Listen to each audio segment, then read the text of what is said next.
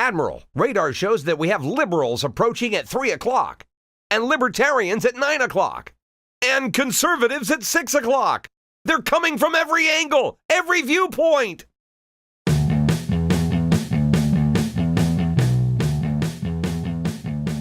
right, what are you going to say? So we want an intro for this? Yeah, sure. Like, is Hello Green Bay a bad Whatever intro? you want. Well, whatever I mean, rolls off. Did apolitical junkies. Yeah, right. Or whatever. what did Elliot. she say? Is that what she said? Yeah, I think that's what she said. Say whatever you want. Whatever. Is that bad that I don't remember? Whatever rolls off your tongue, man. Yeah, I mean, I like acknowledging that it's we're focused on Green Bay for this, so like hello Green Bay. Okay. So today we're going to talk about the primary election for mayor. Oh, was that her intro? I think so. I mean, we're going to jump right into it. Okay. All right. The second one, I think we're going to fall into a rhythm and things will reveal themselves. Wait, hang on. Yeah. This is your second episode and you have me on.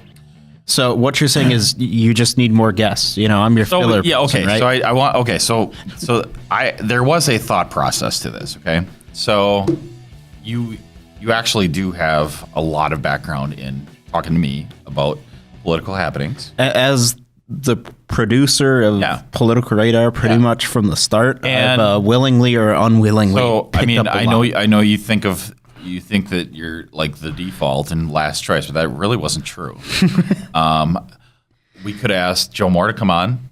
Oh, that would be great. We could ask. Honestly, if anyone, which would be great. Like I would like to talk to the candidates again. Right? Yeah. But I really didn't want to choose any of those candidates. We could ask Wendy, but she's out of town. Your argument here is I'm not the end of the list, but you just went down a list. No, but I wouldn't want to pick and choose out of the mayor candidates that didn't get in, right? Or did. And like somebody like Wendy would be great, and I would I'd love her to be on. That wouldn't have worked out for scheduling. So I guess the point here is, I actually do want to hear your viewpoints first. Okay. Those other people anyway. I guess the point here, though, is if you're in the Green Bay area and you want to be a guest on the show, reach out to Elliot in his dreams. Yeah. While he's sleeping. The thing is, Jacob doesn't want to be on all the time. That's what he's trying to say. Oh, yeah. I am very lazy. We're talking about the mayoral primary election. Question number one, why do we have a primary? So I posed that to everybody, and I think nobody really knows the answer to that. I think the idea was it had to do with things being very party driven in the past. Are they party driven now? I think it's inertia. I think we just do it because we always did it. I really don't think there's a reason. I really don't think there is a reason. I mean, basically, on every level of government, inertia is the primary reason for everything. Biggest driver, right? Yeah. So tradition. It inertia, makes whatever sense. You want to call it. It doesn't make sense. There's no. It makes sense that's why. There's no reason for this to be a thing. Like, why couldn't we just let everybody run their campaigns through to April if we want? If we want to have it in better weather for a better turnout, and we pick the winner then. So here's my question. Yeah. Do you know who would be in charge of changing that? If we said, hey, this is kind of dumb, next time let's not do this? I don't for sure know if the state has to approve it, but I think city council would get to vote on it. That's a good question. I think the city council would have to propose it, and the state might have to approve it. That might be the case. I think that I don't know. We should look into that. Yeah. It's like that. I don't know. It is actually stupid. It is a weird process, and the weather point, I didn't even think about it. February is super hit and miss. Yeah, and so as a candidate, it's extra stupid because so you have to get your paperwork together. You have to decide if you're going to run right during the holidays. Get your signatures. Which honestly, if we have 100 people on a ballot, is that really a big deal? Are we that short on money that we can't have 100 people on a ballot? Because the idea is, wouldn't it cost more because now you're running two ballots? I don't know. Because you're running one in February, one in April. Well, right? I mean, isn't that a bigger deal, right? So I'm like, I mean, if there's one thing I know, makes me insane. It's people don't like to vote, and if there's one thing I know more than that, people don't like to vote twice. Right. So the whole like getting signatures thing. I think it just that whole getting signatures thing, so that you can get on the ballot. It just keeps incumbency. I guess it's fine. You have to show, so you don't have total I don't think joke you have to candidates. show anything. You get your name on the ballot. You get votes. You want to go door to door to tell people who you are. I think that's fine. I don't think you should have to go get signatures. I don't know what I don't know what point that serves. I don't really have a problem with that part, but I do see a problem with the primary. But the fact is, you have to do it in such a short time frame, right during the holidays. You have to get them in by January 2nd. Well, why can you start earlier? No, not really. No? I think you have to get them in between like Thanksgiving and January 2nd. Really? It's really crazy. Yeah. Elliot's been looking at this a lot for when he runs. No, I just recall there's that 2023 is our next one, right? 2023. I don't know. For mayor, because it's 4 years from now. Well, I'm not running for mayor. I don't want that. I would never want that job. No. Like I don't even understand the guys who wanted the job. Why they want that job? That was like your first question when you interviewed someone. Why the hell do you want this job? Yeah, right. Yeah. I mean, people ask me like why I want to run. Like I don't even. Why it's weird that they would ask me. Like if you know anything about me, I don't know. So before we go into the actual results from it, I had them up. He did have them up. I can confirm that. Yeah. Okay. Were you surprised? No. I was surprised. Okay. Wasn't surprised at the overall results, right? I was surprised at some of the positions and the percentages maybe, but it made sense, right? For the most part. And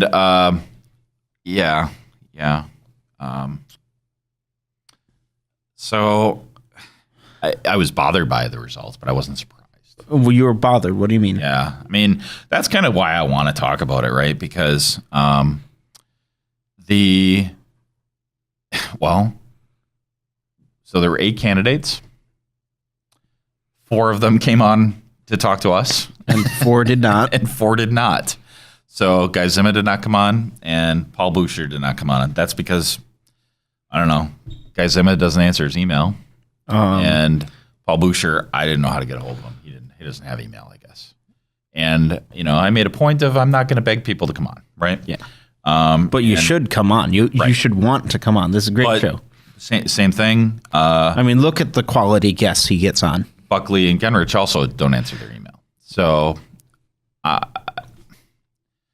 for me to be happy with those results. Not like they have to. It's not like anybody has to come on and talk to me. No, Elliot can rant for an hour on his own. We don't have to do a show. Like, if people don't, if this isn't a valuable thing, that's fine. It's not big. It's not like it's a big moneymaker. No. If this is purely an Elliot ego project. No, not really. Not really. No. I really, if we're not providing a value of getting people that are in the political sphere in touch with the population and with the voters, if we're not allowing that dialogue to occur, if there's one word that is important to Elliot's entire being when it comes to his political views, it's transparency.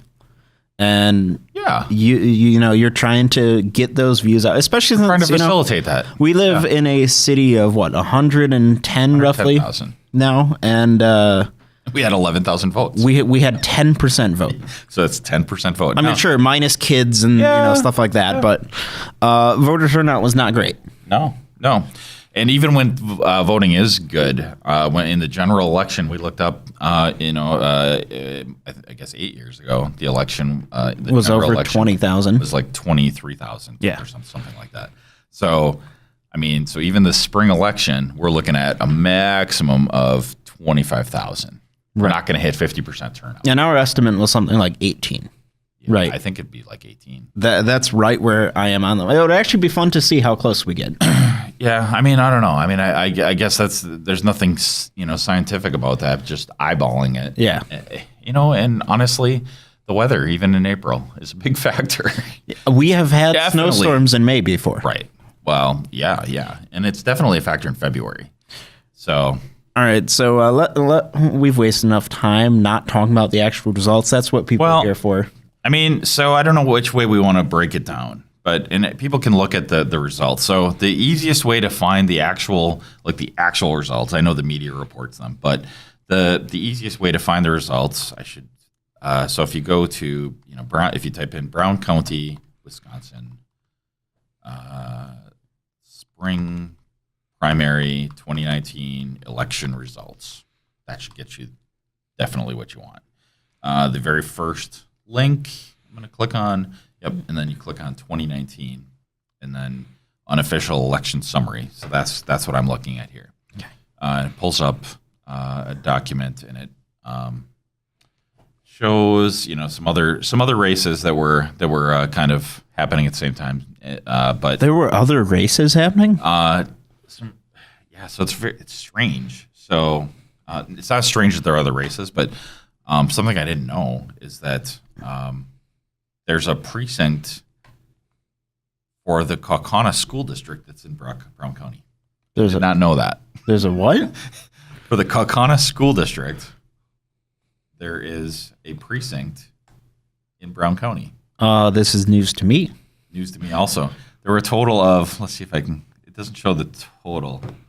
There were 4, 18, 22, 30, about 45 votes. So it's interesting. I wonder how many of those people cared or just eeny, meeny, miny, mode. I mean, maybe. I don't know. Yeah, it caught my eye because my dad went to school with one of them. Oh. Yeah. So anyway, so to the results here, as everybody probably already knows, Eric Gunrich was the top vote getter. He had 43.7%. And if anything was surprising, it was Pat Buckley had about 18.1%, 18.2%. Yes. So why don't we start there? Yeah. So I said I wasn't surprised. Were you surprised? I was surprised by. I mean, we like had this tradition for the past couple weeks where we'd finish up an episode of this show or Blind Partisan. Yeah. Then we'd sit here at these tables and we ended up talking about this from our predictions and stuff. And I mean, unanimously, we rarely unanimously agree on election like predictions. Gingrich was going to be the front runner. Second place was the surprising thing. Now, how about Genrich's lead? Because Gingrich got 43.7, you said? Yeah. And Buckley got 18%. That's a pretty big gap. Yeah. So a couple of things on that. So I guess, those two in particular, they were basically endorsed by the two political parties. Yes. Gingrich was endorsed by the Democrats, and Buckley was endorsed by the Republicans. And this is a nonpartisan race. So that is, to me, and to a lot of people that I've spoken with, extremely troubling. I don't feel that the two political parties have any place in our country at all anymore, period. I don't think that any political parties do. I claim to be a libertarian. I'm not a card-carrying member currently. Currently? Have you been before? Yeah. Oh. I was before. I've never been a card-carrying member of anything. No one ever lets me in. Oh, I haven't been a card-carrying member of anything else. But I don't know how long that goes, a year or two, maybe something like that. But, but I just don't feel like, I don't understand the point of parties. It's like the same way I feel about the primary process, right? I don't think it helps. I don't think there's any point. So it's very troubling, the fact that that these two were picked. Who picked them? How were they picked? Who picked? One thing I looked at before the election happened, I paid attention over the past couple weeks at signage. And, as I was doing my daily commute, or I was walking around, or I was going and getting groceries, I'd look and see, whose signs was I seeing, right? Yeah. I saw tons of Pat Evans signs, who was our third place. Yeah. I saw tons of Gingrich signs, right? Right. And maybe it's just area, but I only saw one Buckley sign, and it was outside his own subway. I know. It depends where you go. The signs, they were kind of all over the place. Yeah, And I didn't see a single sign for anyone else. I saw some Joe Moore signs. I saw posts of them online, but I never physically. No, saw them. I actually saw some. I think I saw some for. I mean, everybody except for maybe Paul Butcher. Yeah. Right. Yeah. I mean, but I didn't actively look, and maybe I'm misremembering. Maybe. I mean, that always is a possibility. So, in terms of predictions, one thing that was interesting is Bill nailed it. Yeah. Did you catch that? Yeah. If there's anyone who knows the political climate here, it's him. And like, I mean, as soon as he said it, like, I didn't want to, like, I don't know. I feel weird, like, being in a position of, like, talking about these things and then making that as a prediction when I'm talking to these people. Right. I just felt even right now, I'm kind of, not wanting to state everything about my opinion to appear biased because, I don't want people accusing us of being like, I think it's okay in the election that already passed, but I don't want to give really an opinion going forward of the upcoming spring election, really, right? Right. But I agreed with him when he posted it. Yeah. I mean, I felt like this is how things were going to fall. So it was very interesting that it did. The fact that he nailed it, I agreed with his analysis, and I felt the same way. So knowing that, I was surprised that Pat Evans was so close, within 0.5%. Yeah, like that could have. It was a toss up, and like through the night, it really could have gone either way. And what's interesting about that is, besides the similarity in name, you and I generally agree that of all the people running, they were the closest-ish in views. Probably. Yeah. Please don't, take it with a grain of salt, but we're generalizing. Yeah. So it and does in background, feel, I mean, they were both on county board. Right. Like, there's just a lot of similarities. Right? And the name, but it does feel like if either one of them had not run, the other would have taken every one of their votes. A vast majority. I think you're right about that. So essentially, you could add their votes up to look at what that voting block has together. Right. And so both of them did more, had more than any of the other two put together. Yes. So I think that's significant. And I didn't look. I know that there's been some breakdowns of how much has been spent and per vote what was spent and like for a lot of these it was in the neighborhood of $10 to $12 per vote. I'm sorry. Yeah. What? Yeah. Yeah. Yeah. Hold. I need to process that for a second. You said what now? Yeah. So basically across the board for the election, you can look at it. You can say $10 per vote for this election. That's crazy. Yeah. So that's a little troubling. The fact that there's that much money floating out there. Not really doing anybody any good. But take that for what it's worth. Helps keep the post office in business, I guess. I think, yeah, that's true. All right, so I think it's a little unfair to talk about our victors in this election a little too much. Let's give some appreciation to those guys. So were you surprised that Zima didn't do better? I think probably 80% of his votes came from his old district. I don't know. I mean, no. I guess I would have that inkling as well. Yes. But I don't know. I haven't looked into that. I mean, he's probably right around where I'd expect him to be. He has very, very loyal fans. Yeah. But I feel like the general city in the whole, he doesn't have that many, if that makes sense. He did outperform several people, though. Yeah. He outperformed Stoyer and Moore, which was,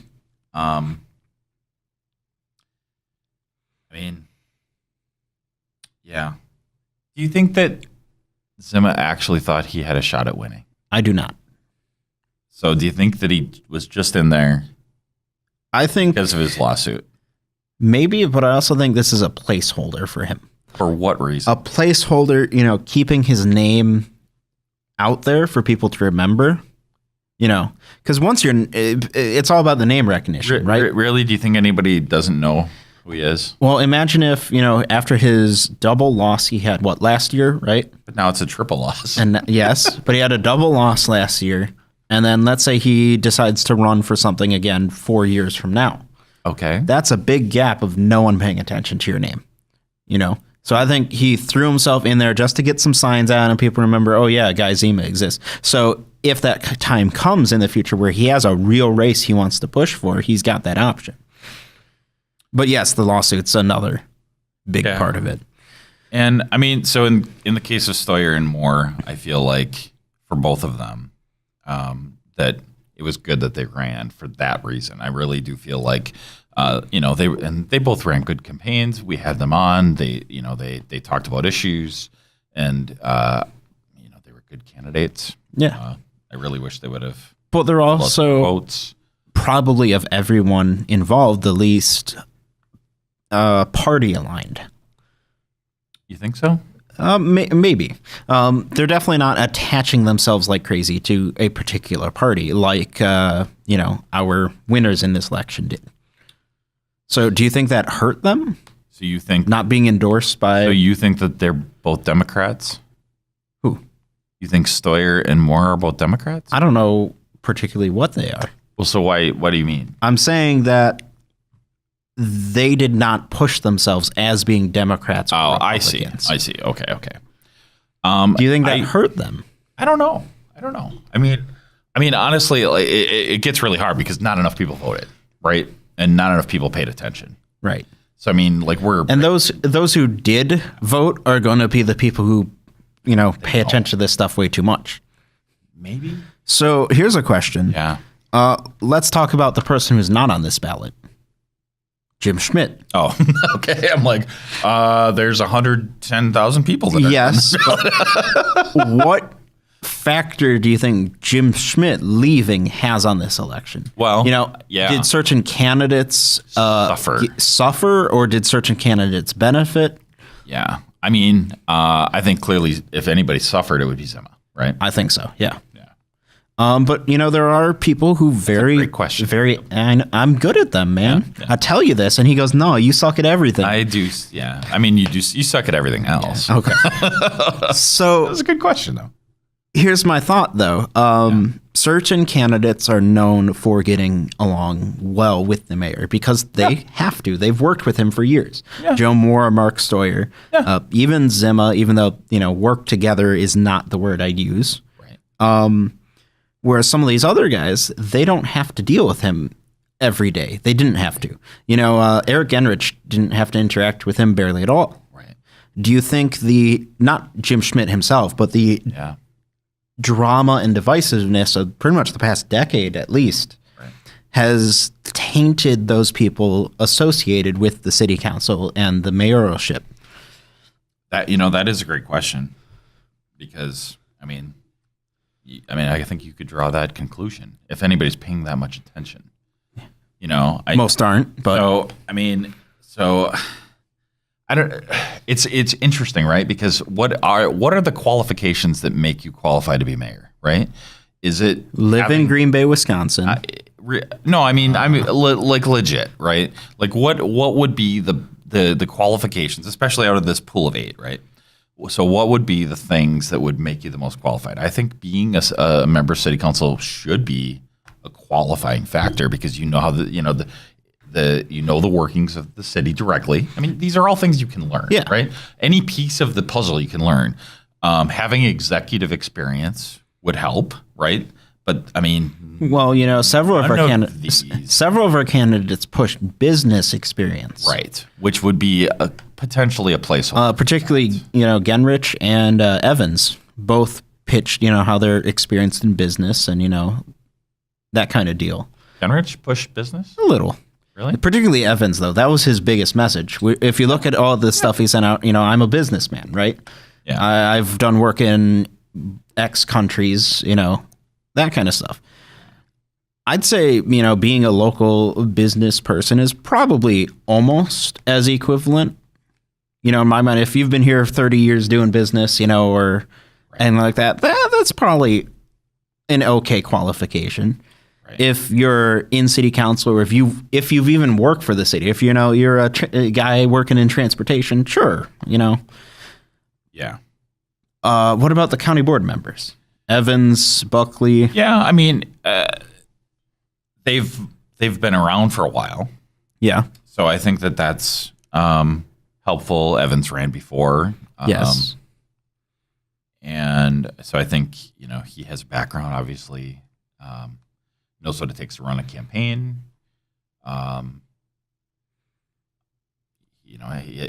I see the billboard every day on Ashland. It says the most qualified. So apparently, he's the most qualified. So so it's always interesting, So I mean, like on here we are on a local level. If you think about presidential candidates, most presidential candidates don't come from not candidates. Winners don't come from Congress. They come from governors. They're governors, right? Right. Governors. Usually with a legal background. Yeah, but they usually are. The pathway is usually to be a governor, and then and there are exceptions. But Obama's Trump really a notable exception. Trump is an exception. Yeah. Our recent ones have not. Right. So I mean, whatever. All bets are off. Obama came from state politics, but not being a governor. Yeah. He was a state senator, wasn't he? For a while. Well, I think so. Yeah, he moved pretty quickly through the ranks. He very quickly moved. Yeah. So I mean, there can be exceptions, right? But the path, Bill Clinton, and Bush, even Bush Senior, he was a vice president, right? I mean, vice president is normally your shoe. Why are we talking about this? Because usually you have executive experience. That's what allows you to, But this is like the starting point for executive experience. So how do you show you can run something until you run something? So regardless of whether a primary election should exist, what I'd like to do is I'd like to go through the people who did not make it through this primary and look at their percentage of votes that they won and try and mentally assign them to one of the two people who are running. Because generally, if you're going to vote in the primary, you're going to vote in the general, right? Sure. Where do you see? Let's go bottom to top. So last place. That's Butcher. Okay, with how much? 68 votes. You want to do percent? Yes, percents would be better. Okay. I don't know. How many votes do you need 0.7%. How many votes do you need to on your signatures? How many signatures do you need to I don't know. Huh. 'Cause I thought it was like 100. I don't know. I don't know. I don't remember. I thought it was more than 100. Right, because how do you get 68 votes then? That's what I'm trying to work out here. That is a good question. It's got to be more than 68. I don't know. That's a great question. I don't know. Yeah. Two good questions, Jacob. So what was his percent again? 0.66. Next candidate. No, but the 0.66. I don't know much about his views, honestly. Some of them are whacked. Some of them are fine. I would say probably his voters would go to Genrich. Okay. Next. Next on the list is Mortensen. Okay. I would say his voters. There'd be some split. Okay. What was his percent? Would probably go to Genrich. What was his percent again? 1.6. But you're thinking probably like a 2 to 1 divide there. It's interesting. Something like that. He comes from business, but his whole I want to apply business principles to government, but like machine learning and all this thing. I think it's going to be a split. I think it's like a 50-50 split even. All right. Next. Next is Stoyer. Stoyer's votes are almost certainly going to Genrich. I'm going to hold on to that. You really think so? I really do think so. I think that's going to be more of a split than you think. I don't know. I call it a gut feeling. I don't really have a good reason for it. Yeah. But I feel most of them are going to go to Genrich. I could go with most. Yeah. I mean, most, more than 50%. Yes. Yeah. I agree with that. All right. Then Joe Moore. I'd probably say the same. Same thing. Yeah. I would too. Yeah. Actually, more so. I would say less so. Less so? I don't know. Interesting.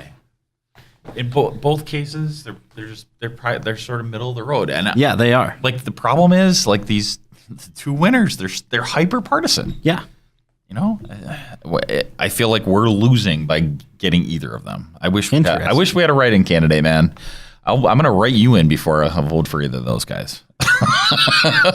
Jacob for mayor of Green Bay. And that doesn't mean that they're not qualified. They're but you're saying your political views do not align with either. My political views do not align with either political party. No, they do not. So then who do we have left? Evans, right? Mm-hmm. Evans, I think, clearly goes to Buckley. Yeah. I mean, not perfectly. Some, I'm sure, will go to Genrich. I'm pretty sure if the dice had been flipped remotely different, flipped dice, rolled remotely differently, it would be the exact opposite. Buckley's votes would have gone to Evans. Evans would have. I think if the weather would have been different, we would have an Evans Genrich election. And it's or if the Republicans didn't endorse anybody, I think we'd have an Evans Genrich election. So that's something to talk about. And to be honest, I've been avoiding throwing out my own opinions and stuff on the sake of not wanting to be too biased, for the future. But as is plainly obvious, if you've ever watched an episode of Blind Partisan, I am very liberal, very, very left leaning. Right. And looking at the two people who we've got, there's obviously one who fits my views better, right? But the other one, okay, all right, thanks, man. He's the most liberal. I did not see Buckley winning over Evans, and between the two of them, it was close. So I don't think anybody really saw it. Right? No. You couldn't really predict it, but would we have ended up better off if, let's say, the more right-leaning candidate wins this election? Okay, would we be better off with Evans or Buckley? Well, I mean, taking the names out of the equation, are we better off with a more centrist person in Green Bay politics? I think we're better off with a more centrist person. Yeah. So I got to ask, we've gone through how many of them now so far on this? Where did their votes go? All of them. All of them? Did we do Zima? Yeah. I thought we skipped him. Oh, maybe we did skip Zima. Oh, we did. Yeah. And then went right to Evans. So, so I think Zima goes to Buckley. Yeah. No question. Mostly. So can you, let's just say we only take those three and we assume 100% to Buckley. What is the right voting block look like compared to Genrich's already 44%? Because you got 35 from Evans and Buckley, plus what, 7 from Zima? Is that what he got? Percentage? He got 8. 8, okay. So that puts them right around the same number. Right. Not factoring Genrich gaining any extra votes. How do they flip the middle? Yeah. I don't know. Really? I don't know. That's a good question. So who flips the middle? Genrich. Yeah. Which is upsetting. That's why I wish neither party would have endorsed. It makes me feel dirty. We always, before we do an episode, we're always talking about random stuff. And we started with Elliot yelling at me about Samsung phones. And then we moved on to talking about this. And the first thing I said was, do you see any situation where Buckley realistically beats Genrich? I do. I mean, it boils down to the weather. I mean, what would you put the odds at? Well, it's okay. So it's super hard, right? Because, something could come out in the news, right? Some innuendo. But placing it with your thoughts right now and not factoring in your own vote. my your own vote. I'm saying try and keep it unbiased, realistic. I really am dreading that election day because I can't. I think it's like 65-35. Oh, no, I don't think it'll be that drastic. Not really vote total. 65 chance Genrich wins. Oh, boy. That's a hard one because remember, Hillary had a 85% chance, right? Of course. Don't trust polls, kids. So 65-35? Mm-hmm. Yeah, I guess I could see that. Cool. Yeah, going with that same kind of methodology. Yeah. Like you run the race 100 times. We're doing some mental gymnastics here, Well, I mean, it's an odds thing, right? You run the race 100 times. with like all the variables. Yeah. 100 different variables, right? Whatever. Sometimes someone's going to win. Sometimes the other's going to win. So but it's 5 times out of 100, it's Gingrich. I mean, but there's so many unknowns. I mean, elections are all about weighing those odds and increasing those odds. Yeah. So what does Buckley do to increase those odds? What does Gingrich do to increase those odds? What do you think the next couple months are going to look like? Well, so I think the biggest thing both of them need to do, I think Gingrich has a small lead in name recognition, but it's not as vast as a lot of party loyalists would have you believe. I think the average person on the street doesn't know who he is. No, they don't. So they need to get their names out. I think the strategy. That's the biggest thing. They both they both have a clean slate. So if they want to work the middle and they have the advertising dollars, they can. Boy, I think the strategy. Get new haircuts and play to the middle. I think the strategy here is for Gingrich is exactly what you said. Get your name out. Yeah. I think for Buckley, I don't think he can win the middle, to be honest. But change your. I think the best change your message. Stop saying all drugs. Stop saying all drugs need to go. Like, sorry, drugs are going to be legal in Wisconsin. I think realistically, get on board. His best case is to play right where he's at and work together with those candidates that lost, and play up how he's buddy with Evans or he. There's not enough though. Stuff like that. No, but I don't see a better, out. I mean, so here's the thing. He's already got the people, the conservative vote, right? So like he needs to work on the middle the most. But I don't think he can. Work the hardest. He has to work the hardest. You're right. That's like it all comes down to the middle. People like me, my vote's decided. Right. So he needs to say, look, we need to not worry about enforcing the drug laws except for the opioid crisis. But he needs to soften that image. He needs to say, we need to work on business. He needs to play that middle hard. But can he? Huge. Yeah. Can he? Can anyone? Can anyone change? Right. Can anyone change? Yes. People can change. I don't know. I think he kind of put himself in a box, with previous statements and with with you, with me, with the 11,000 people that voted, maybe. But that's half. Right. That's half. The other half of the people didn't vote yet. So with those people, can he flip some of those? Yeah, totally. That's a good statement. Totally. Look at it. That's why you do it, right? Well, that's why we have another election, I guess. So I mean. Yeah. So I guess now more than ever, it's important for Buckley to get his, get out there and be able to share his message, whatever his message is. Maybe coming on some local podcasts. Well, right, and even though I think it's pretty clear that we're disappointed in both of them for not being on before, and not just here. Like not being engaged in with. We have a very strong political community in Green Bay, and I feel like they are those two especially. I do feel ignored tuned out the local political community, so it's going to be really hard for them to get an endorsement out of the community. I mean, part of it is time constraints. It's a very short race, but they've got 2 months now, roughly. You know what? If we have 20 people who watch this. Yeah. 20. That's not worth 30 minutes of your time. And we get more than that. Of course we do.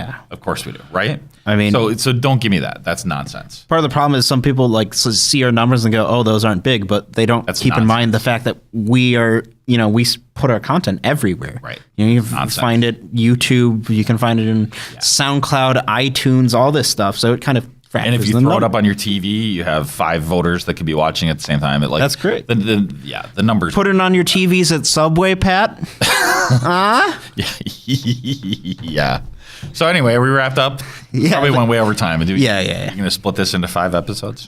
12. Yeah. So, all right. So you wanted me to mention the Patreon? Yes, we have a Patreon now. You mention it.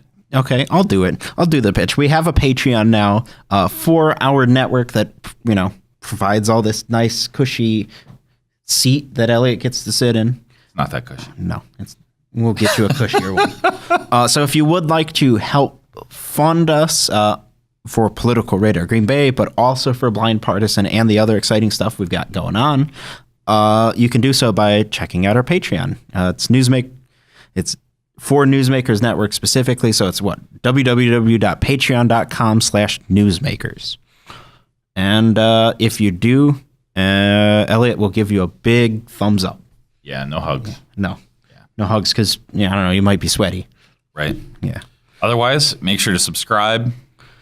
Make sure to leave comments, reviews, and please join in on the conversation. We have 2 Facebook groups, the Blind Partisan group, the Political Radar group.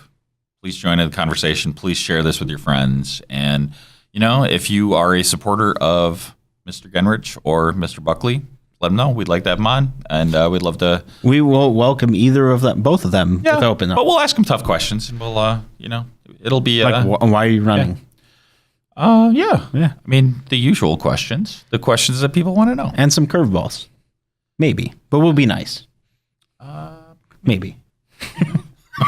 And if you're one of the candidates who ran but lost, and you've got a bunch of free time now. Because they don't have day jobs. No, right. But come in. Yeah. Well, I would love to talk more about like how things went and get in the weeds. What are your plans now? That's a great question. Yeah. So I don't know. That's all I got. All right. Route. Thanks for listening to Political Radar. To ensure that you never miss an episode, subscribe on iTunes or your favorite podcast app. To stay up to date, visit politicalradar.com or connect with us on Facebook or Twitter.